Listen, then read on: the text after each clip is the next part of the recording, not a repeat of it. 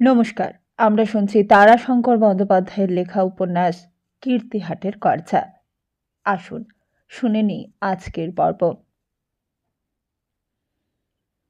সেকালের কলকাতায় পশ্চিম দিকে ময়দানে উলুখাগড়ার জঙ্গল, 2-4টে জলা, গঙ্গার ধারে বড় বড় অশ্বত্থের গাছ, জাহাজ বজরার মাস্তুল দেখা যাচ্ছে। চৌরঙ্গির পূব পাশে সেকেলে বাড়ি। তখন হোয়াইটওয়ের লেডেল তৈরি হয়নি, গ্র্যান্ড ফিরোপার বাড়ি তৈরি হয়নি। বাতাওয়ালা ছোট বাড়ি, গোল থাম, কাঠের রেলিং। ব্রুহাম গাড়ি চলেছে, সহিসেরা সামনে ছুটেছে, পালকি চলেছে, তালপাতার ছাতা মাথায় দিয়ে রাহি চলেছে, ঘোড়ায় চলেছে সওয়ার, গরুর গাড়ি চলেছে। ওই দেখো, পালকিতে কাত্যায়নী, ব্রুহামে সোমেশ্বর। চৌগা চাপকান পরেনি, পরেছেন পাটের কাপড় চাদর। কাত্যায়নীর পরনে বালুচরের বুটিদার রেশমি শাড়ি। সোমেশ্বর রায় আশ্চর্য হয়ে গেল তান্ত্রিককে দেখে। আরে কি? জিজ্ঞাসা করলেন মামাতো ভাই হরিহর। সেই প্রশ্নের উত্তর না দিয়ে সোমেশ্বর তান্ত্রিককে বললেন, কি বাবা, চিনতে পারছেন তো আমাকে? তান্ত্রিক হঠাৎ চেঁচিয়ে উঠলেন, হা হা হা হা হা, রায় বাবু, হা হা হা হা হা। তা পারিবই কি চিনতে, কেন পারবনি? হা হা হা হা হা। এই পথে কতদিন বাবা? তা 3 জন্ম হয়ে গেল গো। এ জন্মে বছর 5 হয়ে গেল। আমি ভাবছিলাম গো তোমার কথা। অবাক হয়ে গেল সোমেশ্বর। তাঁর কথাই ভাবছিলেন? তবুও জিজ্ঞাসা করলেন, কে বললে আমি আসব? আমার মন বললে গো, তোমাকে আমার দরকার আছে যে। আশ্চর্য। এই লোককে তিনি চেনেন, শ্যামনগরের ভরচাজ বাড়ির জামাই, পেশাদারি কুলিনের ছেলে। ওর শ্বশুর খুব নামজাদা গৃহীতান্ত্রিক ছিলেন, শ্মশানে কালী পুজো করতেন, শ্মশানে জপ তপ করতেন, তন্ত্রমন্ত্রে সস্তায়ন করতেন। কুলিনের ছেলে শ্যামাকান্ত চাটুর্যে ভট্টাচার্যের কন্যাকে বিয়ে করে ঘর জামাই ছিলেন। প্রথম প্রথম বেড়াতেন গান বাজনা করে করে, গান বাজনায় শিষ্য ছিল। নিজেও বড় বড় বাড়িতে খেরুয়ার খোলে তানপুরা পোড়া কাঁধে নিয়ে গান শোনাতে আসতেন। অসাধারণ গাইয়ে বলেছে মামাতো ভাই, তা এক বিন্দু বাড়িয়ে বলেনি। যেমন সঙ্গীতে জ্ঞান, তেমনই কণ্ঠস্বর। তন্ত্রেও ঝোঁক ছিল, 5 টাকা পার্বণী করে দিয়েছিলেন। কালী পুজোর পর এসে গান শুনিয়ে নিয়ে যেতেন। আজ বছর 5 কি হবে আর আসেননি। 5 বছরে শ্যামাকান্ত একেবারে অন্যরকম হয়ে গেছেন। খ্যাপা খ্যাপা কথা, হা হা হা হা করে হাসা, যেন একটা উল্লাস উতলে উঠছে ওই শব্দের গমক মেরে। চাউনিও বদলেছে, চোখ দুটো বড় বড়, সেই চোখ লাল হয়ে আছে। চোখের তারা কখনো স্থির, কখনো অস্থির, কিন্তু জ্বলছে যেন জ্বলন্ত অঙ্গারের মতো। তিনি বললেন, তা আমার বাঞ্ছা যে পূর্ণ করতে হবে? হা হা হা হা হা। তোমার আবার বাঞ্ছা কি গো বাবু? জমিদারি, বাড়ি, টাকা কড়ি, হাতি ঘোড়া, লোক লস্কর, আবার বাঞ্ছা? এই বলে হাহা করে আবার হেসে উঠলেন। আমার সন্তান নাই বাবা। সন্তান হয় সব মরা সন্তান। অনেক প্রার্থনা করেছি মায়ের কাছে। কার কাছে? ওই ন্যাংটা মাগির কাছে। শ্মশানে ওটা ন্যাংটা, সংসারে ওটা ভিখিরি। ওই দেখ না, দেখ, কালী মন্দিরের আশেপাশে ওই ট্যানা পড়া দুম্ব দুম্ব কুমারী মেয়ে একটা পয়সা দাও বলে বেড়াচ্ছে। ওর মধ্যে সেটাও আছে। চোখ থাকলেই দেখবে। সেদিন আবার ঢং করে ভেসে এসেছিল মরা হয়ে। ফেলে দিলে। তা ওই করবে তোমার বাঞ্ছা পূরণ? দূর দূর, ধুর। মন্দিরে যেটা আছে সেটার মুখ, চোখ, জিভ সবই তো তৈরি করা। অনেক লোক জমে গিয়েছিল। জনকতক লোক কালীর নিন্দে করার জন্য রেগে উঠেছিল। তান্ত্রিক হা হা করে হেসেছিলেন। সে হাসি আর থামে না। সোমেশ্বরের রোমাঞ্চ হয়েছিল সেই হাসিতে। তিনি তার হাত চেপে ধরেছিলেন। বাবা! উঠে দাঁড়িয়েছিলেন তান্ত্রিক। তিনিও হাত চেপে ধরেছিলেন সোমেশ্বরের। সোমেশ্বর শিউরে উঠেছিলেন। তান্ত্রিকের হাতে যেন আগুনের মতো উত্তাপ। চোখ দুটো ঝকমক করে উঠেছিল। তান্ত্রিক বলেছিলেন, হবে হবে, বাঁচবে রে তোর ছেলে। নিশ্চয়ই বাঁচবে, কিন্তু যজ্ঞ করতে হবে, আর আমি করব, আর ওষুধ দেবো, তা খেতে হবে। হ্যাঁ, তাই করুন বাবা। হে হে হে হে হে, সে এখন নয়, বুঝেছ? এখান থেকে আমার ঘাড় ধাক্কা হয়ে গিয়েছে। আমি তাতেই মনে মনে তোমাকে ডাকছিলাম। কীর্তিহাটে যেতে হবে যে, বুঝেছ? ওখানে সিদ্ধেশ্বরীর আসন আছে, ওইখানে বসে সাধনা করব। হবে হবে। তার সঙ্গে আমার স্ত্রীর মাথার দোষ হয় মধ্যে মধ্যে, ওটাও ভালো করে দিতে হবে বাবা। সব হবে সব হবে। কি মজা! দেখ দেখ দেখ, যোগটা দেখ। তারপর হঠাৎ একেবারে যেন উন্মাদ হয়ে গেলেন। জ্বলন্ত দৃষ্টিতে মন্দিরের দিকে তাকিয়ে গালাগাল শুরু করলেন। হারামজাদি, বেহায়া, ন্যাংটা মাগি, এবার তোর একদিন কি আমার একদিন। সোমেশ্বর তার দৃষ্টি দেখে শিউরে উঠেছিলেন। কাত্যায়নের মাথার ঘুমটা খুলে গিয়েছিল। সুলতা, অলৌকিক শক্তি টক্তির কথা আমি তোমার মনে বা কারোর মনে প্রতিষ্ঠা করতে চাচ্ছি না, চাইও না। কিন্তু পাগলের মতো মানুষ যখন কিছু খোঁজে, খ্যাপা যখন পরশ পাথর খুঁজে খুঁজে ফেরে, তখন এমনই দৃষ্টি চোখে ফোটে। আয়নায় আমিও মধ্যে মধ্যে আমার চোখে এমন দৃষ্টি দেখেছি। সুলতা কিছু বলতে যাচ্ছিল এবং সে কিছু যেন ব্যঙ্গ শ্লেষাত্মক। তার আভাসও ফুটে উঠেছিল তার দৃষ্টিতে এবং ঠোঁট দুটির ভঙ্গিমার মধ্যে চাপা হাসিতেও। বাধা দিয়ে সুরেশ্বর আবার বললে, থামো সুলতা, ব্যঙ্গ শ্লেষ আমাকে আজ বিঁধতে পারবে না। আমার মনে একটি বিশ্বাসের দুর্বেদ্য বর্ম আমাকে ঢেকে রেখেছে। বহু সন্ধানে যা আমি পেয়েছি, আমি তাই বলছি। এই মুহূর্তে আমার চোখের দিকে ঠিক ওরকম না হলেও অনেকটা ওই রকম দৃষ্টি দেখতে পাবে। ওতে আমি বিশ্বাস করেছি, কারণ সোমেশ্বরের স্ত্রীর এর পরের সন্তানটি জীবন্ত অবস্থায় ভূমিষ্ঠ হয়েছিল এবং বেঁচেও ছিল, আর সেটি কন্যা। তার 3 বছর পর হয়েছিল পুত্র, এবং কাত্যায়নী দেবীর মাথার গোলমাল ভালো হয়ে গিয়েছিল।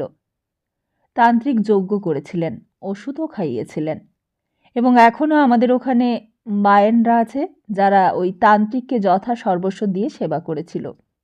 তাদের তিনি বন্ধ্যাত্বের ওষুধ দিয়ে গিয়েছিলেন। আরও 2টি ওষুধ দিয়েছিলেন, একটি 2 দিন অন্তর পালা জ্বরের ওষুধ। একটি পয়সা, একটি সুপুরি নিয়ে তারা ওষুধ আজও দেয়। শিকড় এবং কোনো এক উদ্ভিদের পাতা তারা দোলে পিষে দেয়। লোকে চিনতে পারে না, তাতে লোক সেরে যায়, আমি দেখেছি। তোমরা বিশ্বাস করো বা না করো, রাসপুটিনের ইতিহাস রাশিয়ার কমিউনিস্ট ইতিহাস থেকেও মুছে নেই।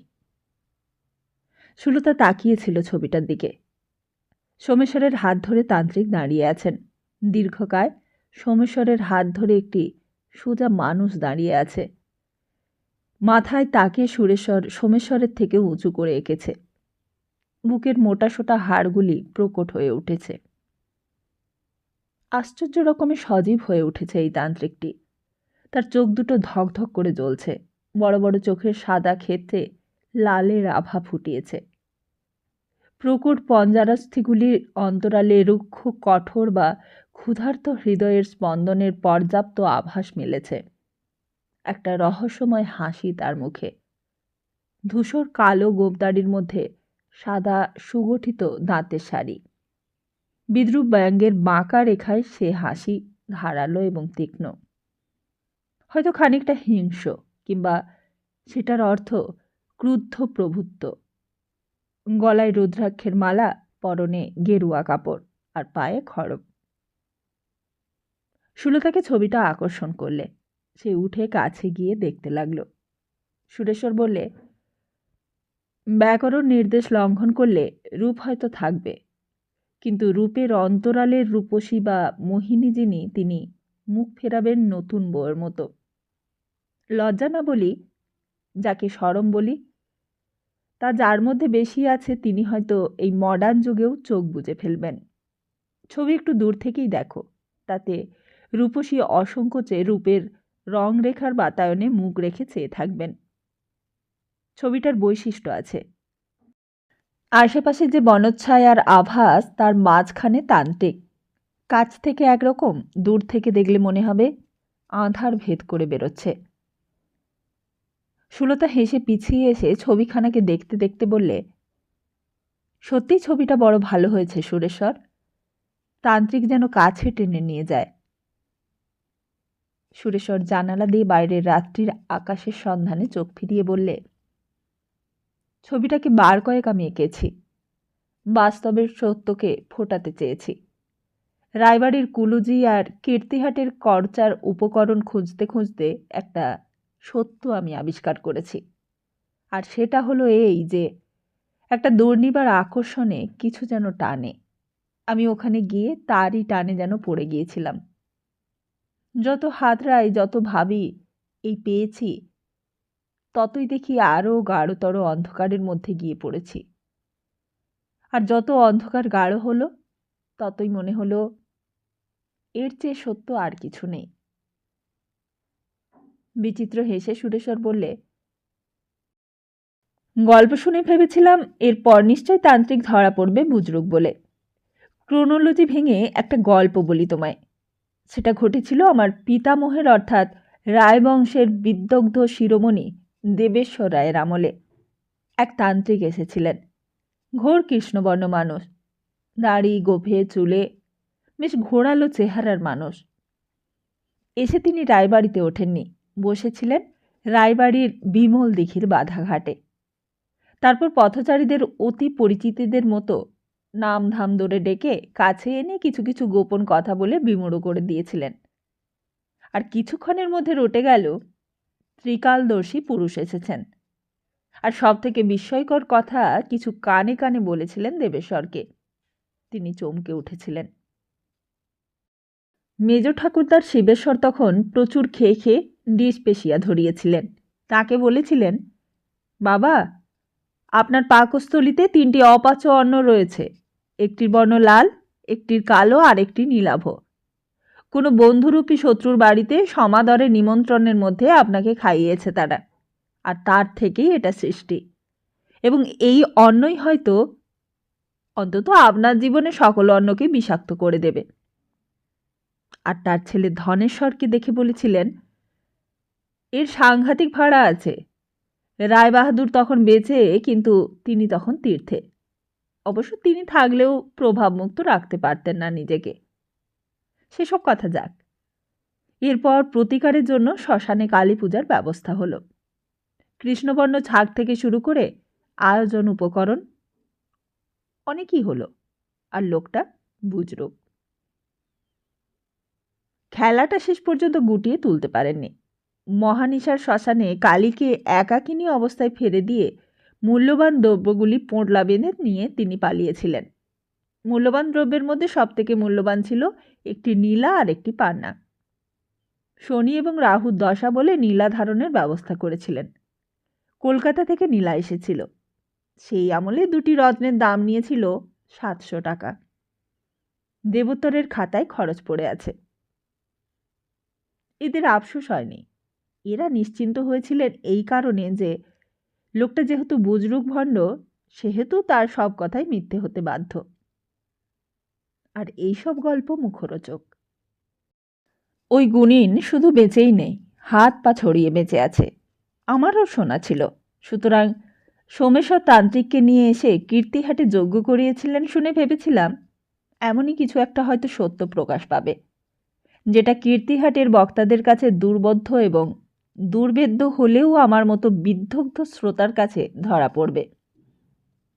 কিন্তু বিস্ময়ের কথা তা পড়েনি। আর শুধু তাই নয়, আরও সেই তান্ত্রিকের ওষুধ ওইখানে অনেক জনের মধ্যে সফল হচ্ছে। আমার 2 দিন অন্তর জ্বর হয়েছিল, ডাক্তারি ওষুধে কুইনাইন ইঞ্জেকশনে বন্ধ হয়নি। আমি ভালো হয়েছি ওই ওষুধে, খেতেও হয়নি। একটা পয়সা আর একটা সুপুরি নিয়ে ওখানকার বয়ানেরা একটা জলজ উদ্ভিদ দোলে পিষে হলুদ মাখা ন্যাকড়ায় বেঁধে শুকোতে দিয়েছিল। সকাল থেকে সন্ধে পর্যন্ত শুকিয়ে জলে ফেলে দিতে হয়, আর সেই তান্ত্রিকেরই এটা ওষুধ। সেই তান্ত্রিকের ওষুধে আর যজ্ঞের ফলে রায়বাড়ির বধূ রাজকুমারী কাত্যায়নী দেবী বৎসরখানেক পরেই জীবন্ত কন্যা প্রসব করলেন।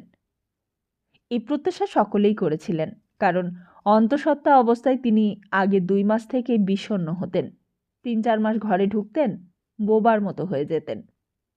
5-6 মাস থেকে আগুনের মতো উগ্র হয়ে উঠে সমস্ত সংসারটাকে দাহন করতেন। কিন্তু এইবার তার কিছুই হয়নি।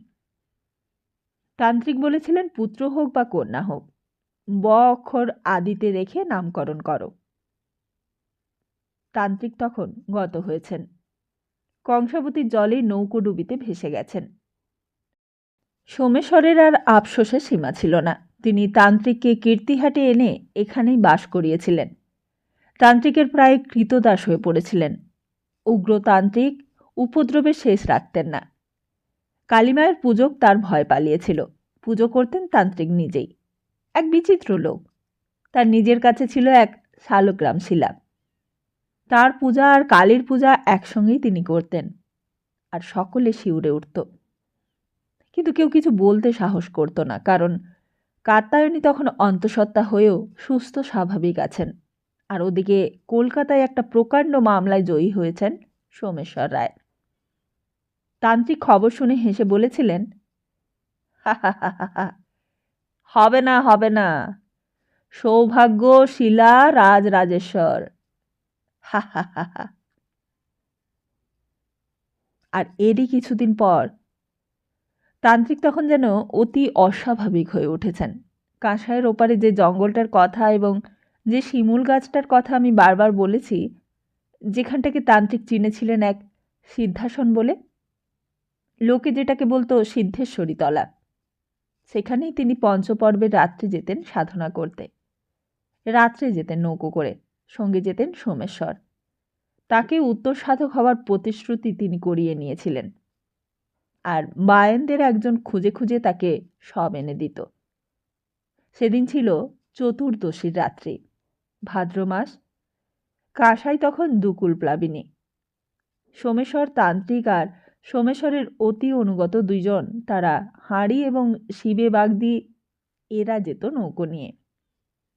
তারা হাঁড়ি আর শিবে বাগদিকে বলা চলে তাল আর বেতাল, যদি সোমেশ্বরকে বলা যায় বিক্রমাদিত্য। উৎসবে, ব্যসনে, দুর্ভিক্ষে, রাষ্ট্রবিপ্লবে, রাজোদ্ধারে ছাড়াও এরা বন্যায়, অগ্নিদাহে, শত্রু হননে, সর্ববিধ কর্মেই সোমেশ্বরের সঙ্গী ছিল। এদের হাতে নৌকোখানা কংসাবতীর প্রলয়ঙ্করী উন্মাদনাকে মথিত করে ঠিক ওই জঙ্গলের গাছের গোড়ায় গিয়ে লাগত। এরা 2 জনে সব উপকরণ নিয়ে গিয়ে উঠতেন শিমুলতলায়। উপকরণ সব সাজিয়ে নিয়ে তান্ত্রিক বলতেন সোমেশ্বরকে, যা। সোমেশ্বর চলে আসতেন, ফিরে এসে নৌকোয় বসতেন। যতক্ষণ না সাড়া দিতেন তান্ত্রিক, ততক্ষণ যাবার হুকুম ছিল না। এদিকে জঙ্গলে থাকত ভরু বায়েন। তার কর্ম ছিল ওই সবটিকে বেশ ভালো করে তালপাতার চাটায় জড়িয়ে গাছের ওপর বেঁধে রাখা। ভোরবেলা উঠে আসতেন তান্ত্রিক, ধরে নিয়ে আসতো ভরু। তারপর ধরতেন সোমেশ্বর, এনে নৌকোয় চাপাতেন। এই পারে এসে সেই শেষ রাত্রির অন্ধকারের মধ্যে তারা এবং শিবে তাকে ধরাধরি করে এনে শুইয়ে দিত তার ঘরে। সোমেশ্বর স্নান করে চলে যেতেন অন্দরে। আর এরই মধ্যে সেই দিন ওই পার থেকে ফিরবার সময় হঠাৎ নৌকোখানা উল্টে গেল। ভরা কাঁসাই, তার উপর আকাশে ছিল মেঘঝড়। সমুদ্র খুব দূরে নয়, তুফান এখানে বেশি হয়। নৌকো উল্টে সকলেই জলে ডুবল। সোমেশ্বর, শিবে, তারা তিনজনে কোনো ক্রমে সাঁতার দিয়ে পাড়ে উঠলেন, কিন্তু সারা রাত্রির সাধনার পর মদ্যপান এবং সাধন ক্লান্তিতে বিবশ চৈতন্য এবং অবশ দেহতান্ত্রিক ভেসে গেল। এরা কাদা মেখে ঘরে ফিরলেন। তান্ত্রিকের আর সন্ধান মিলল না। হয়তোবা এখানে তার সাধনা সিদ্ধ হবার নয়। সিদ্ধি অপেক্ষা করেছিল গঙ্গাসাগর সঙ্গমে, কাঁসাই হয়ে হলদি, হলদি হয়ে ভাগীরথী, তারপর হিজলির পাশ দিয়ে ওই পাশে কাকদ্বীপকে রেখে রসুলপুরের মোহনা পার হয়ে সাগর দ্বীপে সাগর সঙ্গমের আবর্তের মধ্যে সিদ্ধি তার জন্য অপেক্ষা করছিল। সোমেশ্বর লজ্জায় ভয়ে মুহ্যমান হয়ে গেলেন। তিনি অনেক খোঁজ করালেন, কিন্তু পেলেন না। লজ্জায় এই জন্য যে নিজে বাঁচলেন অথচ তান্ত্রিক শ্যামাকান্তকে বাঁচাতে পারলেন না, আর ভয়ের জন্য এরপর যদি বিঘ্ন ঘটে, যদি কাত্যায়নীর উন্মত্ততা দেখা দেয়। কিন্তু তা দেয়নি। তবুও তিনি আতঙ্কিত হয়ে বজরায় অত্যন্ত যত্নের সঙ্গে কাত্যায়নীকে নিয়ে চলে গেলেন কলকাতায়। কীর্তিহাটে যেন আতঙ্ক দেখেছিলেন। কলকাতায় জন্ম হলো তার প্রথম জীবিত সন্তানে, কন্যার, আর নাম হলো বিমলা। বিমলার অন্নপ্রাশন হলো কীর্তিহাটে, আর শুধু অন্নপ্রাশন নয়, সঙ্গে সঙ্গে তান্ত্রিকের শালগ্রাম সৌভাগ্যশীলা রাজরাজেশ্বরেরও প্রতিষ্ঠা হলো। খরচ হয়েছিল 20,000 টাকা। রাজরাজেশ্বরের স্বতন্ত্র চত্বর এবং মন্দির 10,000 টাকা। রাজরাজেশ্বরের এক মুকুট তৈরি হয়েছিল সাহেব জুয়েলারদের দিয়ে। হিরে বসানো ছিল 5খানা। মিহি মুক্তোর ঝালর ছিল, দাম ছিল 1,000 টাকা। বাকিটা উৎসব, ভোজন আর দান। যেই মামলাটায় জিতেছিলেন তাতে সোমেশ্বর পেয়েছিলেন 1 লক্ষ টাকার ডিগ্রি, আর বাকি 80,000 টাকায় কিনেছিলেন নতুন জমিদারি। সেরেস্তা বড় হলো। ম্যানেজার বহাল হলো নায়েবের বদলে। বরকন্দাজ বহাল হলো পশ্চিমদেশী ভোজপুরি জোয়ান। শিবে তারার মধ্যে তারা থাকত কলকাতার সোমেশ্বরের কাছে। শিবে মরেছে বাঘের হাতে। হলদির মোহনার কাছে গিয়ে আর ফেরেনি। নতুন ম্যানেজার পাকা লোক ছিলেন, মহিষাদলের রাজা গর্গ বাহাদুরদের স্টেটের অ্যাসিস্ট্যান্ট ম্যানেজার। দেওয়ানদের নতুন নাম হয়েছে ম্যানেজার, গিরীন্দ্র আচার্য। গর্গ বাহাদুরদের কুনজরে পড়েছিলেন, তাকে আশ্রয় দিলেন সোমেশ্বর, বসবাস করালেন। আর আনলেন নবদ্বীপ থেকে রামব্রহ্ম স্মৃতিতীর্থকে। কুড়ারাম রায় ভট্টাচার্য দীক্ষা নিয়েছিলেন নবদ্বীপে, কৃষ্ণানন্দ আগামবাগিসের এক বংশধরের কাছে। তিনি গত হয়েছেন, আছে গুরুমা। সোমেশ্বর দীক্ষা নিয়েছিলেন গুরুমার কাছে, আর সেই গুরুমাই দিলেন এই তরুণ ছেলেটিকে, 22-23 বছর বয়স, যার নিষ্ঠাবান, ধার্মিক এবং পণ্ডিত ছেলে ওদেরই জ্ঞাতি। মায়ের পূজায় বা প্রভু রাজরাজেশ্বরের সেবার কোনো ত্রুটি হবে না, হতেই পারে না। এই ব্যবস্থা সোমেশ্বরের নয়, এই ব্যবস্থা কাত্যায়নী দেবীর। তার মস্তিষ্ক এখন সুস্থ। কন্যাকে কোলে নিয়ে বর্ষার পৃথিবীর মতো শান্ত এবং শীতলা। তবে মধ্যে মধ্যে ঝড় উঠলে সেটা ছোটোখাটো সাইক্লোন হয়ে থেমে দাঁড়ায়। দেবসেবায় ত্রুটি হলে তার কন্যার অমঙ্গল হবে, সুতরাং সেই ব্যবস্থা তিনি করালেন। শুধু এখানেই নয়, তার পিত্রালয়েরও। আর এরপর থেকে রায়বংশে কাত্যায়নী দেবী এক দীপ্তিময়ী দেবী। সমস্ত রায়বংশ কীর্তিহাট কাত্যায়নী দেবীর ভয়ে কাঁপত। 3 বছর পর ভূমিষ্ঠ হল পুত্র, ব দিয়ে নাম, তাই নাম হল বীরেশ্বর রায়। বীরেশ্বরের জন্ম কলকাতা। সোমেশ্বর রায় তখন কলকাতায় খুব কর্মব্যস্ত। তার অভ্যুদয় হচ্ছে, অপ্রত্যাশিত অভ্যুদয়। ইংরেজ অ্যাটর্নির কাছে ডন্ডির কাজ করে আইনে তার খ্যাতি হয়েছে। অনেক বড় ঘরের ল এজেন্ট হয়েছেন। দ্বারকানাথ ঠাকুর তখন এই দিক দিয়ে শ্রেষ্ঠ ব্যক্তি, তার কাছে যান। তিনি পছন্দ করেন। দ্বারকানাথ তখন নুনের দেওয়ানের চাকরি ছেড়ে স্বাধীনভাবে নানান ব্যবসা করছেন। তার মধ্যে আইনের পরামর্শদাতা হিসেবে তার খুব নাম।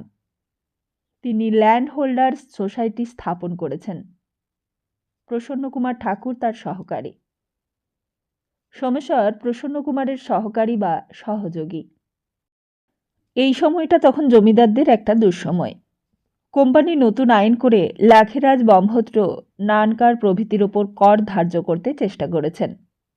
ওইদিকে লিমিটেশন অ্যাক্ট করে লর্ড ওয়েলেসলি জমিদারদের একটা বড় ঘা দিয়ে গেছেন। প্রজার 4 বছর খাজনা বাকি হলেই বর্ষান্তের শেষ বছরের খাজনা তামাদি বলে গণ্য হবে। অবশ্য 4 বছর খাজনা বাকি হলে শতকরা 25 টাকা সুদ জমিদার পাবে। এই দেশে সুদ ছিল মহাজনীতে। খাজনায় জমিদার সুদও নিতেন না এবং প্রজার খাজনা যতকালেরই বাকি থাক না কেন দিতে সে অস্বীকার করত না। 6 আইন 7 আইন উঠে গেছে। প্রজাকে বেঁধে রেখে খাজনা আদায় করা আর যায় না। জমিতে গাছ ধান ক্রোক করে টাকা আদায় নিষিদ্ধ হয়েছে। এর উপরে এই লাখেরাজ বাজেয়াপ্ত বা তার উপর খাজনা ধার্য হলে জমিদার এবং তার সঙ্গে বাংলার মধ্যবিত্ত গৃহস্থের সর্বনাশ হয়ে যাবে। সব থেকে ক্ষতিগ্রস্ত হতে চলেছেন রানী কাত্যায়নী। পাইকপাড়া রানী, কান্দারির রানী। দ্বারকানাথ তার এস্টেটে আইনের পরামর্শদাতা, সোমেশ্বর তার সহকারী। এই বাড়ি রায়বংশের স্থাপত্যিতা কুড়ারাম রায় ভট্টাচার্যের মনিব বংশ বলতে গেলে। তারপর লালবাবু এই বংশের সব অপরাধ মুছে দিয়ে পূর্ণ বংশে পরিণত করেছেন। এইসব লাখেরাজ রাজস্বমুক্ত সম্পত্তি। কোম্পানি সরকারের প্রকাশ্য নিলামে লাখেরাজ বলে সরকারই নিলেম করিয়েছেন। কিনেছিলেন লালবাবু দেবত্র হিসেবে। বিহারে এবং অযোধ্যা অঞ্চলে বৃন্দাবনের কাছে সেই সম্পত্তি অনেক সম্পত্তি। এখন কোম্পানি দাবি করেছেন খাজনা দিতে হবে। নতুন কালে খবরের কাগজ হয়েছে, friend of India, Calcutta courier, Englishman, বাংলা কাগজও হয়েছে। আর এই সবের মধ্যে সোমেশ্বর জড়িয়ে পড়েছেন। তাতে অবশ্য তার প্রতিষ্ঠাও হয়েছে। তবে তিনি হিসেবি লোক, সব কাজেই হিসেব করে নামেন। রামমোহন রায়ের সতীদাহ প্রথা বন্ধ করবার মতো আন্দোলনের বাইরে থেকেছেন। সেসব ক্ষেত্রে তিনি রাধাকান্ত দেবের দলের লোক। দ্বারকানাথের একখানা মজার পত্র আছে, তাতে তিনি সোমেশ্বরকে লিখেছিলেন, আমি জানিয়া আশ্চর্য হইলাম যে স্ত্রীর কথায় তুমি সতীদাহ ও বিধবা বিবাহ সমর্থন হইতে পশ্চাৎপদ হইতেছ। ইহা লজ্জার কথা, অতীব লজ্জার কথা। কাত্যায়নী দেবীর ভয়ে সোমেশ্বর রাধাকান্ত দেবের দলে যোগ দিয়েছিলেন। এইসবের নজির থাকে থাকে সাজানো ছিল এই জানবাজারের বাড়িতে। এসব আমি অনেক পরে পরে আবিষ্কার করেছি। আগেরটা পেয়েছি পরে, পরেরটা পেয়েছি আগে। তোমাকে বলার সময় এসব গুছিয়ে বলছি। আর কিছু শুনেছি গল্প, তার বেশিরভাগটাই মেজ ঠাকুমার কাছে। সুলতা, মেজ ঠাকুমা আমায় মধ্যে মধ্যে দুঃখ করে বলতেন, সুরেশ্বর, ওরে আমায় ভয় হয় কি জানিস? ভয় হয় আমার না রাবণের মা নিকষার মতো দশা হয়। রায়বংশের পুরী আগলে আমাকে না বসে থাকতে হয় সেই পৃথিবীর শেষ দিন পর্যন্ত। সুরেশ্বর বললে, আমি সেই দিন সকালে যেন অন্য মানুষ হয়ে গেছি সুলতা। আমি সেই মডার্ন আর্টিস্ট, বিদ্রোহী আতপাগলা সুরেশ্বর নই। একটা ভাবের ঘোরের মধ্যে চলে গেছি। 1837 থেকে 38 সালে। মধ্যে মধ্যে সোমেশ্বর রায় হতে চেষ্টা করেছিলাম। ওই তান্ত্রিক সন্ন্যাসীকে কল্পনা করেছি। মনে হয়েছে চোখে তাকে দেখছি। তোমাকে কাত্যায়নী ভাবতে চেষ্টা করেছি। এমনকি ব্রজদাস এই শেফালি মেয়েটিকে ভাবতে চেষ্টা করেছি সোমেশ্বরের প্রেয়সী বাইজি, ওই যাদের হাতে টাকা দিয়ে সেদিন ঘরে যেতে বলে এসেছিলাম। তাদের ভাবতে চেষ্টা করেছি সোমেশ্বর রায়ের সেবাদাসী ঝি। সুলতা হেসে ফেললে, বললে, মনে মনে পরম তৃপ্তি নিশ্চয় পেয়েছিলে, কিন্তু আমার নামটা টানছ কেন? যদিও বা সেদিন তোমার তা মনে হয়ে থাকেই, তবে ওটা বাদ দিয়েই বলো। ওর জন্য তোমাকে আর ধর্মপুত্র যুধিষ্ঠিরের মতো অশ্বত্থামা হত ইতি গজ বলার জন্য নরক দর্শন করতে হবে না, কিংবা তোমার রথখানি মাটির ওপরের বাতাস লোকে চলে না যে ধপ করে মাটিতে আছড়ে পড়বে। সুরেশ্বর হেসে বললে, এত আছাড় খেয়েছি সুলতা যে তা খেয়ে আছাড় প্রুফ হয়ে গেছি। পাহাড়ের শিখর থেকে সমতলে পড়েছি, স্বর্গ থেকে নরকে পড়েছি। তা নইলে আজ তোমার এই কথাটিতেই আছড়ে পড়ে হাত পা ভাঙতাম। ঝগড়া করব না, ধরে নাও কাত্তায়নী তোমাকে আমি ভাবিনি। তবে কথাটা এই যে আমি সেই দিন সকালে যেন মৃত্যুপুরী বা অতীতকালের জবনিকা ঠেলে বর্তমানের দিকে পেছন ফিরে অভিভূতের মতো হাতড়ে হাতড়ে চলেছিলাম। হঠাৎই পথ হারিয়ে দাঁড়িয়ে ভাবছিলাম। এই সময়ে বেলা তখন 10টা। মেজ ঠাকুমা এলেন। আমার চরণোদক দিয়ে নির্মাল্য মাথায় ঠেকিয়ে ওই কথাগুলো বললেন। অভিভূত সুরেশ্বর ভুরু কুঁচকে জিজ্ঞাসু হয়ে মেজ ঠাকুমার দিকে তাকালে। মেজ ঠাকুমা অত্যন্ত ম্লান হেসে বললেন, ধনেশ্বর গাল দিচ্ছে রে। ওই কথা বলে গাল দিচ্ছে। বলছে আজ ওই বিশ্বাসঘাতিনী সুরেশ্বরকে সব লাগাচ্ছে, ধ্বংস করছে মেজ তরফকে। নিকষার মতো হবে তুমি। সুরেশ্বর বললে, না ঠাকুমা, পুরাণের কোনো দুঃখিনীর সঙ্গে যদি তোমাকে তুলনাই করতে হয় তবে তুমি গান্ধারী। গান্ধারীর স্বামী অন্ধ ছিলেন বলে সারা জীবন চোখে কাপড় বেঁধেছিলেন, আলো দেখেননি। তুমি বিয়ে করেছিলে 16 বছর বয়সে 60 বছরের শিবেশ্বর রায়কে। কুশণ্ডিকার হোমের আগুনে তুমি তোমার 16 থেকে 50 এই যৌবন কালটিকে আহুতি দিয়ে একেবারে 51 বছরের পৌঁড়া হয়েছিলে। তুমি তো দুর্যোধন দুঃশাসনকে উপেক্ষা করে সত্যি কথা বলবে, নইলে কে বলবে বলো? মেজ ঠাকুমা বললেন, মনটা জুড়িয়ে দিলি ভাই। আমি এখন যাই রে, একবার বাপের বাড়ি যাব, ও পাড়ায়। আমার বিধবা ভাজ খালাস পাচ্ছে, অনেক ভুগেছে। ডাক্তার বলেছে আজ আর পার হবে না, তাই একবার দেখে আসি। সুরেশ্বর চমকে উঠে বললে, আর কোনো বড় ডাক্তার দেখালে না? ডাক্তার কি হবে?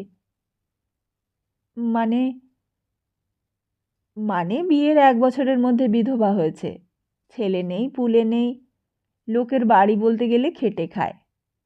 প্রথম যৌবনে লোকে এত মিথ্যে কলঙ্ক দিয়েছে যে বেঁচে ছিল সরসজ্জের ভীষ্মের মতো। আমার থেকেও বছর চারেকের ছোট। কি করবে বেঁচে? দীর্ঘ নিঃশ্বাস ফেলে চুপ করে রইল সুরেশ্বর। মেজ ঠাকুমা একটু হাসলেন, যে হাসিতে অন্যের চোখে জল আসে। পা বাড়িয়ে আবার ফিরলেন, বললেন, হ্যাঁ রে, চায়ের আগে 2খানা বাতাসা দিয়েছিল রঘু, খেয়েছিস? বাতাসা? হ্যাঁ, রাজরাজেশ্বরের শয্যাভোগ। শয্যাভোগ? হ্যাঁ, এখানে শয্যাভোগ হয় ঠাকুরের। আমি বাড়িতে বলে রেখেছিলাম, তারা ভোরবেলাতেই দিয়ে গেছে। আমাকে বললে তারা। রঘু বললে, হ্যাঁ, ও তো দিয়ে গিয়েছে। তা দিসনি কেন? ও ও বড় লোকের চাকর, বড় লোক। ও মানে ও ও কি খাবে আমার বাবু? দে এনে দে। খা ভাই, আমি দেখে যাই, খা। 2খানি ছোট বাতাসা মেজ ঠাকুমাই মুখে ফেলে দিলেন। সুরেশ্বরকে খেতে হলো, তবে গুড়ের বাতাসা, খারাপ লাগলো না। মেজ ঠাকুমা বললেন, আগে বরাদ্দ ছিল কাঁচা মিষ্টির, 2টি করে কাঁচা মিষ্টি ঠাকুরের শয়নের সময় পাশের রেকাবিতে করে রাখা থাকতো, আর জল। বরাদ্দ করেছিলেন রাজকুমারী বউ কাত্তায়নী, ফোমেশ্বর রায়ের স্ত্রী। লোকে বলতো বাঘিনী ঠাকুরন। সুরেশ্বর হেসে বললে, সোমেশ্বর রায়কে মেজ ঠাকুমা বললেন ফোমেশ্বর রায়। শ্বশুর স্বামীর নাম তো করতে ছিল না সেই কালে। তারপর সুরেশ্বর জেদ টেনে বললে, মেজ ঠাকুমা বললেন, তার মেয়ে বিমলা যখন 2 বছরের, তখন শেষ রাত্রে উঠে সে খিদে পেয়ে কাঁদত। উপরি উপরি দিন কয়েক পর একদিন ঝিকে বললেন, মাথার গোড়ায় 2টো করে মিষ্টি রেখে দিস, আর 1 গ্লাস জল। সঙ্গে সঙ্গে মনে হলো কীর্তিহাটেও তো খুকি খোকা আছে, মা মুক্তকেশী খুকি আর রাজরাজেশ্বর গোপাল। তাহলে তাদেরও তো খিদে পায়। এই পরদিন উঠেই হুকুম হলো বজরা সাজাও, আমি কীর্তিহাটে যাব। আর এসেই সেই দিন থেকে এই ব্যবস্থা হলো। সেইকালে মিষ্টান্ন তৈরি হতো বাড়িতে, বড় বড় গায়ে ছিল, মোষ ছিল। ঠাকুর বাড়িতে হালুইকর বামুন ছিল, তারা ক্ষীর করে ক্ষীরের নাড়ু তৈরি করে দিত। তারপর তোমার ঠাকুরদারদের আমলের চাকরন জমি দেওয়া হয়েছিল ময়রারদের, তারা কাঁচা মিষ্টি দিয়ে যেত। তারপর তোমাদের সেরেস্তা থেকে ময়রার নিজের খাজনা জোতের উপর যখন বাকি খাজনা নালিশ হলো, তখন ওই মিষ্টির জমিটা সমেত ভুগতান করে নালিশ হলো। নালিশের ডিগ্রির দায়ে জোত নিলেম হয়ে গেল, আর কিনলেন ধনেশ্বর। তারপর ময়রা মিষ্টি বন্ধ করলে, আর তখন থেকেই 2খানা বাতাসার ব্যবস্থা হলো। মেজো ঠাকুমা হাসলেন, বললেন, ও বেলা আসবো ভাই, এই বেলা যাই। ছুরিটাকে বড় ভালোবাসতাম, শেষ দেখাটা করে আসি। চলো আমিও যাই। তুই যাবি? যাব না? তুমি যাচ্ছ, আমি কেন যাব না? আয় আয় আয়, তার ভাগ্য। যাচ্ছিস যদি তবে তার অস্থিটা অন্তত যাতে গঙ্গা পায় তার ব্যবস্থাটা করে দে ভাই। দেহ নিয়ে আর কেউ যায় না, আর তাতে বাড়াও হয়ে যায়। অস্থিটা পাঠিয়ে দে। সে আমি দেব, তুমি হুকুম করবে আর আমি তামিল করব। বিহ্বল হয়ে গেল মেজো ঠাকুমা। নীরবেই পথ চলতে লাগলো। সদর রাস্তায় না গিয়ে রায়বাড়ির পাশ দিয়ে স্নানের পুকুর, দুধ পুকুরের বাগানের মধ্য দিয়ে চলছিল মেজো ঠাকুমা। হঠাৎই এক জায়গায় থমকে গিয়ে দাঁড়িয়ে বললে, এইখানটায় গোপেশ্বর সুখেশ্বরকে মেরে ফেলেছিল। সুরেশ্বর বললে, চলো, আর কত দুঃখ করবে? মেজো ঠাকুমা বললেন, তা ঠিকই বলেছিস ভাই, দুঃখ আর কত করব। তাই তো এত বড় ঘেন্নার কথার কলঙ্ক দিয়ে সেদিন যখন গুজব রটালে, তখন প্রথমটা যেন বুকে শেল বেঁধেছিল। কিন্তু দুঃখ যে হয়েছিল তা কি বলবো। কিন্তু ওই বলেই বুঝিয়েছি, দুঃখ আর কত করব। হঠাৎই দাঁড়িয়ে গিয়ে বললেন, আহ, হায় হায় হায়, হ্যাঁ, এই গাছটাকেও এরা কেটে ফেলেছে। সামনে একটা প্রকাণ্ড খালের মতো গর্ত, কোনো বড় গাছ সমূলে কাটার চিহ্ন। হ্যাঁ, কোনো একটা বড় গাছ ছিল এখানে। বাগানের সব থেকে বড় আম গাছ ছিল এখানে। গাছটা দুধ পুকুরের বাগান করবার সময় কুড়ারাম মশাই রাজকুমারী পুত্রবধূকে দিয়ে পুঁতিয়েছিলেন। মালদার আমের গাছ, আঁটির গাছ। গুড়িটা ছিল এত মোটা যে দুটো মানুষ হাত বাড়িয়েও জড়িয়ে ধরতে পারত না। এই বলে একটি আক্ষেপসূচক ধ্বনি তার কণ্ঠ থেকে বেরিয়ে এলো। তারপর বললেন, এ সুখেশ্বরের ছেলেদেরই কাজ। ওই যে কল্যাণেশ্বর, ওর মতো কুটিল আমি দেখিনি। ওর বাপ বাইরে যত ভদ্র ছিল, ভেতরে তেমন ছিল কুটিল। ওই তো তোর মেজ ঠাকুরদাকে ঠাকুরদের গয়না বিক্রি করে বিঘে কত ভাঙা কেনা হলো এই জমা খরচ দেখিয়ে টাকাটা মারবার ফন্দি দিয়েছিল। ঠিকেদারি করে কল্যাণেশ্বর গাছ থেকে তক্তা তৈরি করিয়েছে। চলো ঠাকুমা, বড় বাজে বকছ। বাজে বকছি? তা বকছ না? তুই ছোড়া বুঝবি নে রে, এর বেদনা তুই বুঝবি নে। কলকাতার মানুষ তো তুই, এখানকার তো নোস। জানিস, এই গাছের একটা গল্প আছে। গাছটা তখন বেশ বড় হয়ে উঠেছে। কাত্যায়নী ঠাকুরন পুকুরে চান করছেন, তখন বয়স 45-এর পার। এই গাছে এক ছোঁড়া ডোম উঠেছিল আম পাড়তে। ঠাকুরন এসে ঘাটে বসেছেন, গায়ের কাপড় খুলে দাসিতে তেল মাখাচ্ছে। ছোঁড়ার কপালে দই বাঘাত। সে ওই রং দেখে হাঁ করে তাকিয়ে দেখছিল। আর পড়বি তো পর, ঠাকুরনের নজরেই পড়ল। ঠাকুরন হেঁকেছিলেন। কে রে শুয়ারের বাচ্চা? ছোঁড়াটা ভয়ে হুড়মুড় করে ডালে ডালে পাঁচিলে নেমে লাফিয়ে পড়ে পালিয়েছিল। পাঁচিলের বাইরে এই যে ডিবিটার উপর দিয়ে যাচ্ছি, এটাই ছিল ডোমপাড়া। কর্তারাই বসিয়েছিলেন। বাড়িতে তারা জমিদারের কাজ করত। ঠাকুরন তৎক্ষণাৎ উঠে দাসীকে বলেছিলেন, মাহুতকে বল জং বাহাদুরকে পাঁচিলের ওই পাশে নিয়ে আসবে। পিঠে সাজটাজের দরকার নেই, আমি দাঁড়িয়ে রইলাম। হারামজাদি, হেলে দুলে আস্তে আস্তে যাবি নে, দৌড়ে যাবি, বুঝলি? আমি 100 গুনব, তার মধ্যে না এলে ঝাঁটা প্যাটা করব। যা এখন। তাই 100-র মধ্যেই সে এসেছিল। তারপর বোধহয় 200-300 গুনতে গুনতে হাতি এলো, আর হুকুম হলো, ডোমরার সব জিনিসপত্র বের করে ঘর থেকে যাও, আমি 500 গুনব। তারপর হাতি ঘর ভেঙে দেবে। কাত্যায়নী ঠাকুরন, বাঘিনী ঠাকুরন। ডোমরাও কোনো বাদ প্রতিবাদ করেনি, বেরিয়ে এসে সরে দাঁড়িয়েছিল। ঠাকুরন মাহুতকে বলেছিলেন, শমশের, জং বাহাদুরকে বল পাড়াটা ভেঙে মাঠ করে দেবে। তারপর অবশ্যই ডোমদের জায়গা দেওয়া হয়েছিল ঘর করবার জন্য। টাকা, খড়, বাঁশ, তালগাছ সব দেয়া হয়েছিল। তা হয়েও ছিল। কিন্তু ওই ছোঁড়াটাকে গাছে বেঁধে 10 কোড়া লাগিয়েছিল চাপরাশিরা। এই গাছটা সেই গাছটা রে। তা সুরেশ্বর এসে ভালোই করেছিল, নইলে হতভাগিনী বিধবার শেষকৃত্যটাও হতো জীবনকালে বেঁচে থাকার লাঞ্ছনার চেয়েও কঠিনতর লাঞ্ছনার মধ্যে। একটি সংখ্যাগরিষ্ঠ দল ঘোট পাকিয়েছে, এর প্রায়শ্চিত্ত হয়নি।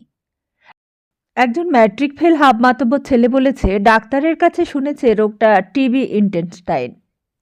প্রবীণদের মধ্যে কয়েকজন ধনেশ্বরের নেতৃত্বে আলোচনা করেছেন।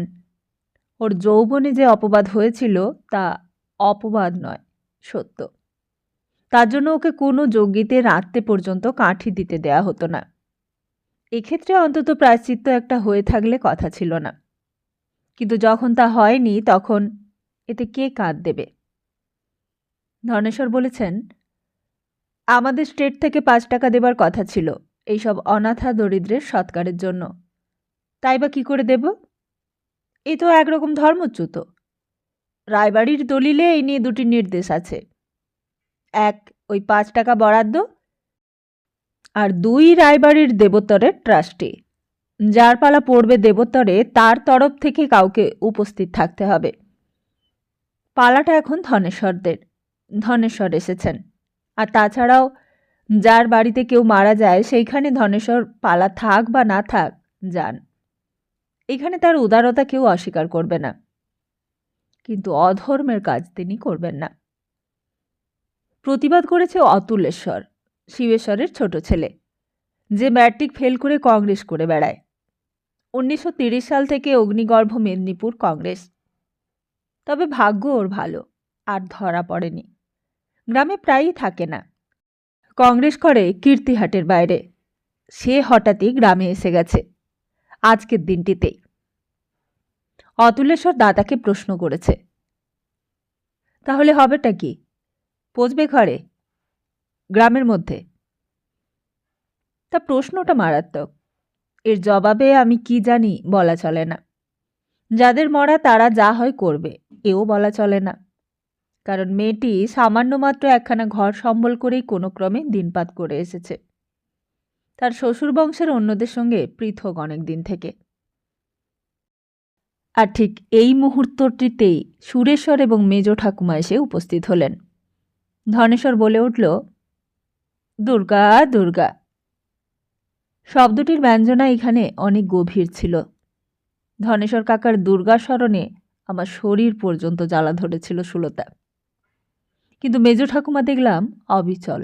বললেন, হতভাগী সত্যিই মরেছে নাকি এখনো বেঁচে থাকতেই হচ্ছে কথাগুলো? অতুলেশ্বর বললে, কি রে, তুই তো ভেতরেই ছিলি। বললে সে রায়দের জ্ঞাতি ভট্টাচার্যদের একটি ছেলেকে।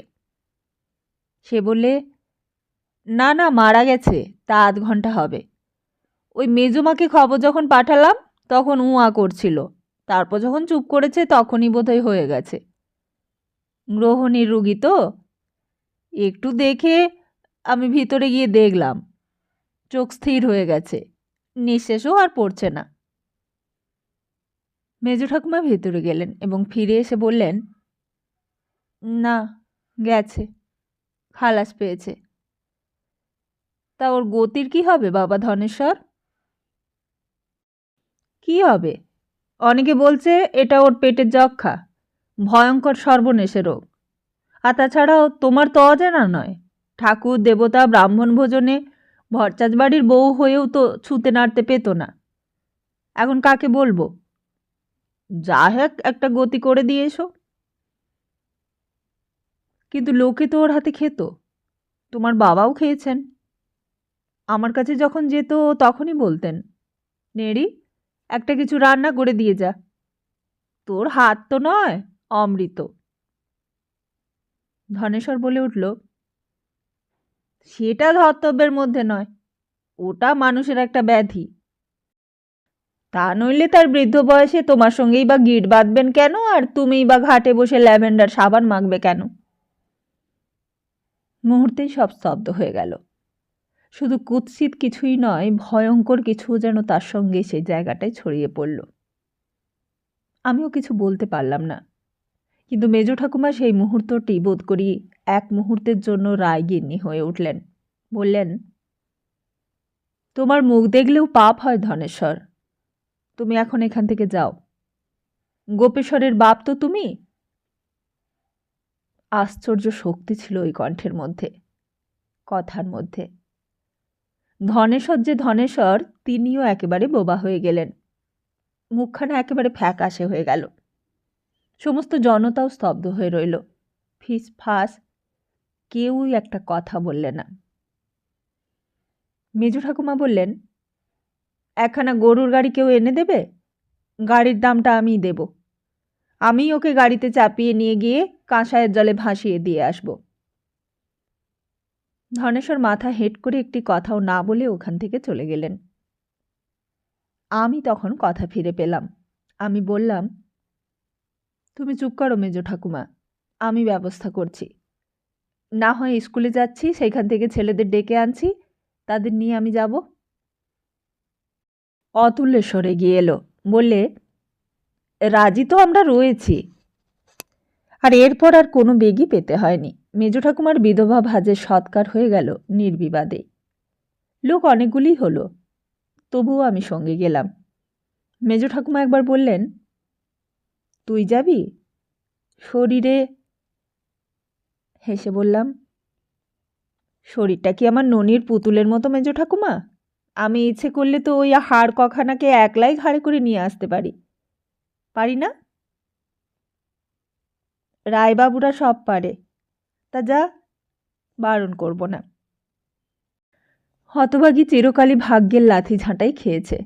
মরবার পর যদি এইটে ওর ভাগ্যে ছিল যে তুই ওর শ্মশান বন্ধু হবি, ঘাটের খেয়ায় তুইও ওকে তুলে দিয়ে আসবি, তাহলে সেটাতে আর আমি বাগড়া দিই কেন?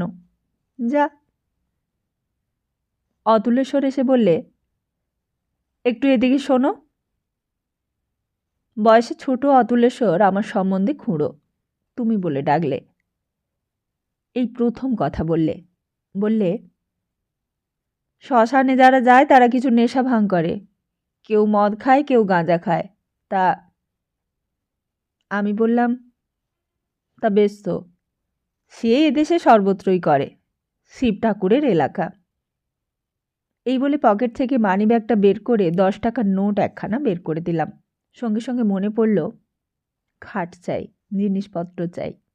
বললাম, তা খাট টাটেরও ব্যবস্থা তো করতে হবে। অতুলেশ্বর হেসে বললে, এখানে খাটখাটিয়া নেই, মাসের মাচান বেঁধে নিয়ে যায়। আগে রায়বাড়িতে খাটের রেয়াজ ছিল, এখন সেখানেও বাঁশের মাচান। সুখেশ্বর দাদার বাবা একদিন গেলেন, তা সে তো ভয়ঙ্কর ব্যাপার। এমন ব্যাপারটা না হলে অন্তত বাবার জন্য ঘরের খাটই একখানা দেয়া হতো। কিন্তু সেটা হয়নি ওই ব্যাপারটার জন্য। সুখের সর্দার লাশ পুলিশ পোস্টমর্টমের জন্য নিয়ে গেল গরুর গাড়িতে চাপিয়ে মেদিনীপুর, আর বাবার দেহটা এইখানেই ছেড়ে দিলে বোনা ফাইডি সুসাইড বলে।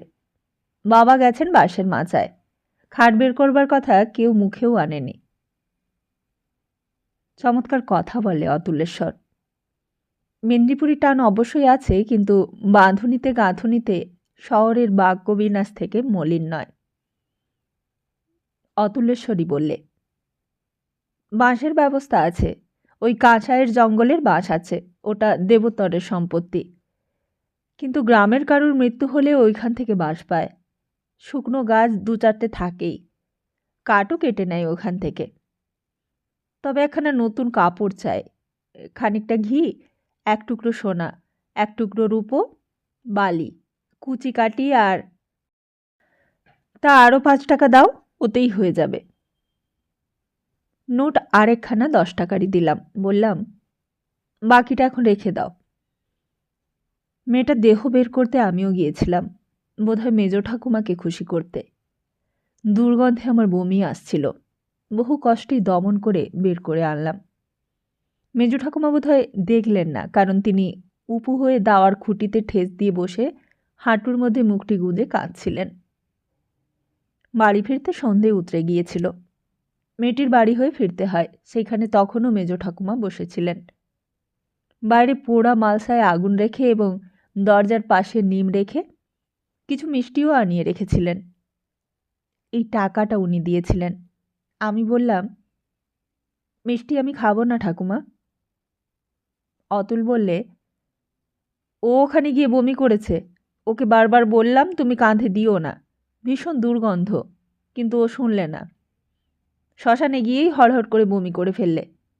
কি করব, ফিরেও তো পাঠাতে পারলাম না, আর ও এলো না। তা আমি ভাবলাম ফিরে পাঠালে দুর্নাম করবে, বলবে কলকাতার বাবু। মেজ ঠাকুমা বললেন, একটা কোনা ভেঙে মুখে দে, তার তৃপ্তি হবে। ওর ঘরটা পরিষ্কার করতে গিয়ে একটা ন্যাকড়ায় বাঁধা গোটা 8 টাকা পেলাম, পয়সায় সিকিতে আধুলিতে টাকায়। বোধহয় শেষ কাজের জন্যই রেখেছিল। তুইও ছেলের কাজ করলি, বাপের কাজ করলি, আর সধবা হলে বলতাম স্বামীর কাজও করলি। নে, একটু ভেঙে নে। কই তোর গাটা দেখি। বুকে হাতের উল্টো পিঠটা ঠেকিয়ে বললেন, গা তো গরম হয়েছে সুরেশ্বর, দাঁড়া আমি তোর সঙ্গে যাই। এই বলেই ডাকলে, রাধারমন। রাধারমন মেজ ঠাকুমার আরেক ভাই, সেও আমাদের সঙ্গে শ্মশানে গিয়েছিল। তাকে বললেন, বউ আর তুই সব ব্যবস্থা কর এইবার, বুঝলি, আমি চললাম। আলো নিয়ে ডিকু শ্মশান পর্যন্ত গিয়েছিল। পাঠিয়েছিলেন মেজ ঠাকুমাই, বললেন, চল ডিকু। নীরবে পথ হাঁটছিলেন। হঠাৎই বললেন, চল ঠাকুর বাড়ি হয়ে চল, প্রণাম করে চরণোদক নিয়ে যাবি। ধনেশ্বর কারণ নিয়ে সন্ধ্যা করছিলেন। বারদই কালী কালী বলে গম্ভীর স্বরে ডেকে উঠলেন। প্রণবেশ্বর, কল্যাণেশ্বর এবং কয়েকজনই বসেছিল কাছারির দাওয়ায়। প্রণবেশ্বর বললে, শ্মশানে গেছিলে? বললাম, হ্যাঁ। বড় বাড়াবাড়ি করছো, এত কেন?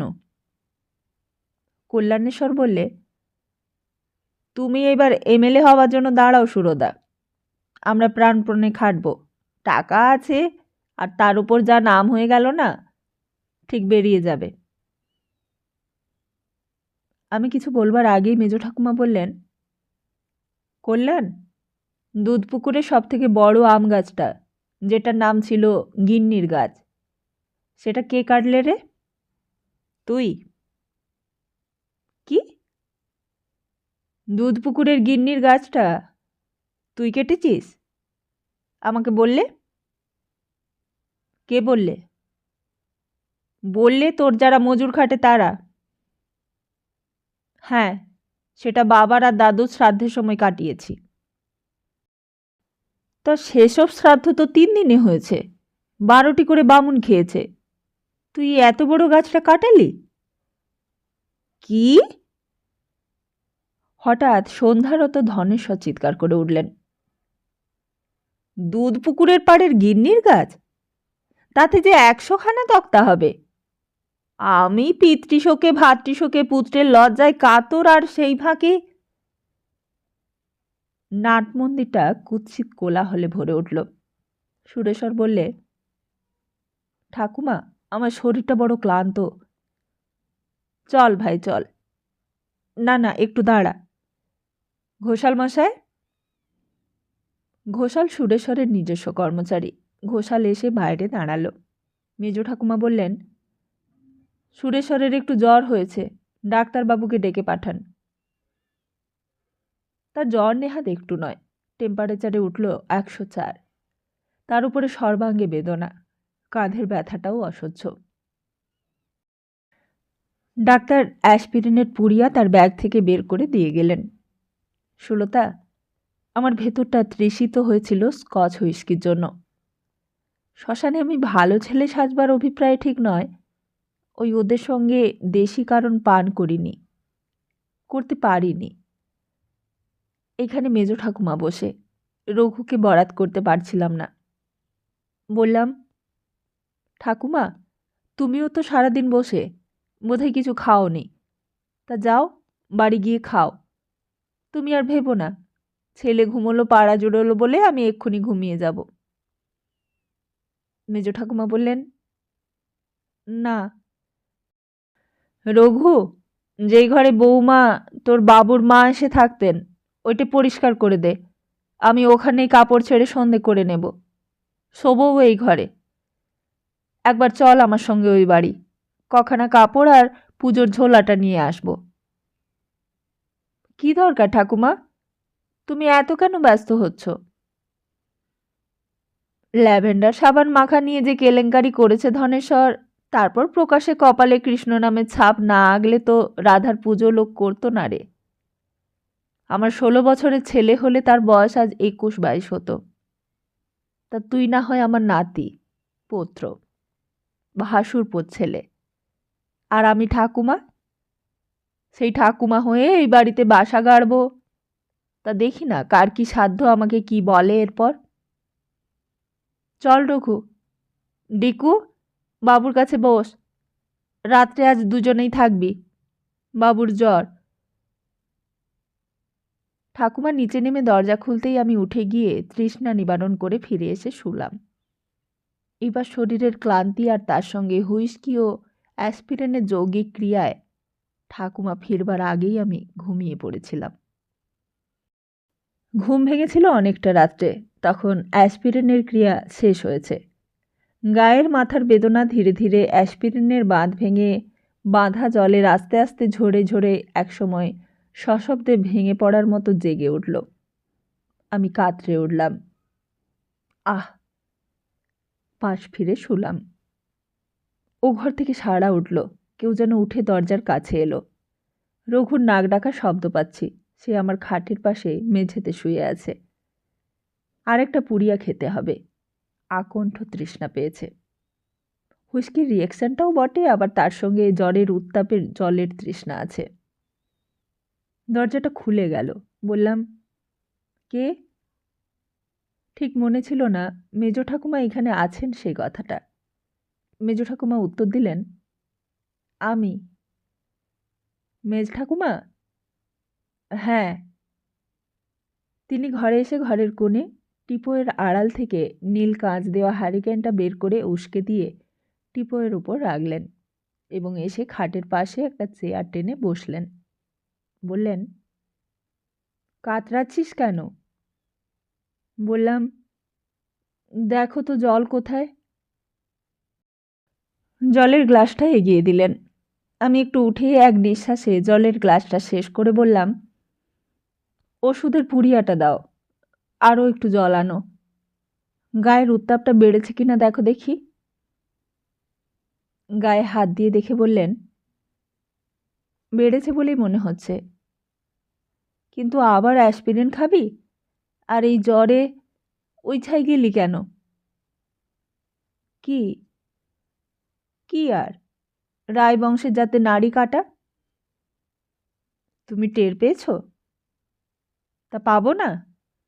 ও বাড়ি থেকে ফিরে এসে ঘরে ঢুকেই দেখি সৌরভে সুবাসে ঘর মোমো করছে। আমি তো জানি তুই খাস। বললাম, বকবে না? বকবো। অন্নপ্রাশনের সময় সেই কালে সোনার ছোট্ট গ্লাসে কালিমার প্রসাদী কারণ দিত, তাই ঠেকিয়ে দিত ছেলের মুখে। বললাম, তাই নাকি? হ্যাঁ, কিন্তু এখন তুই ঘুমো, মাথায় হাত বুলিয়ে দি। তিনি মাথায় হাত বুলোতে লাগলেন, কিন্তু ঘুম এলো না আমার। বললাম, ওই জানালাটা খুলে দাও, কারসায়ের ধার থেকে ঠান্ডা হাওয়া আসে। ওটা আমিই বন্ধ করে দিয়েছি, জোলো বাতাস তো। তা হোক, ওতে কোনো ক্ষতি হবে না। তার থেকে আমি বাতাস করি। বেশ। পাখা ঘুরতে লাগলো। বললেন, টানা পাখাটা মেরামত করিয়ে নে না, টানবার লোক তো অনেক মিলবে। পাখা কোথায়? পাখা কোথায়? বাবা, 50খানা পাখা চলতো সেই কালে। ছোট ঘরে একটা, বড় ঘরে জোড়া। আর যে পাখা টানতো তার হাত পা কোনোখানে দড়ি দিয়ে বাঁধা থাকতো, আর দড়ির অপর দিকটা থাকতো বিছানায়। পাখা টানতে টানতে বন্ধ হলে সেই দড়িতে হ্যাঁচকা টান পড়তো আর হাঁ করত। এই হারামজাদা! কাত্যায়নী ঠাকুরনের আমলের বিধি ছিল, রাত্রে যে পাখাওয়ালা জবার থামবে, সকালে তাকে জোয়ালা প্রসাদের কাছে তত 2 কিল করে খেতে হবে। জোয়ালা নাকি একবার 1.5 সের আটা খেত আর পাও ভর ঘি খেত। বরাদ্দ ছিল ভাণ্ডার থেকে। খোরাক আর তার উপর মাইনে পেত 3 টাকা। সারা রাত ছাদে জেগে পাহারা দিত আর হেঁকে হেঁকে ফিরত। আহো আহো হই সারা রাত। যোগুলা থামলেই কাত্যায়নী হাঁকতেন, জোলা প্রসাদ, থামলে কেন? যোগুলা বলতো, 3 তিয়াস পাইলো, পানি খাইছিলাম মাইজি। কাত্যায়নীর কথা ছেদ টেনে বললেন, পাখা ওই নিচের তলার একটা ঘরে ডাই হয়ে পড়ে আছে, সবই ভাঙা। তবু 2-4টে কি আর ভালো থাকবে না? থাকবে। একটু মেরামত করিয়ে কাপড় লাগিয়ে টাঙালেই নতুন। ছাতে কড়িতে কড়া টড়া সব লাগানো আছে। সে হবে। তুমি কাত্যায়নীর গল্প বলো তো। ওরে বাবা, সে তো মহাভারতের একটা পর্ব রে।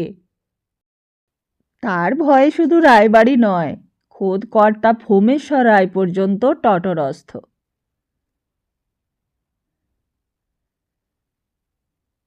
তাহলে আজকের মতো এখানেই শেষ করি।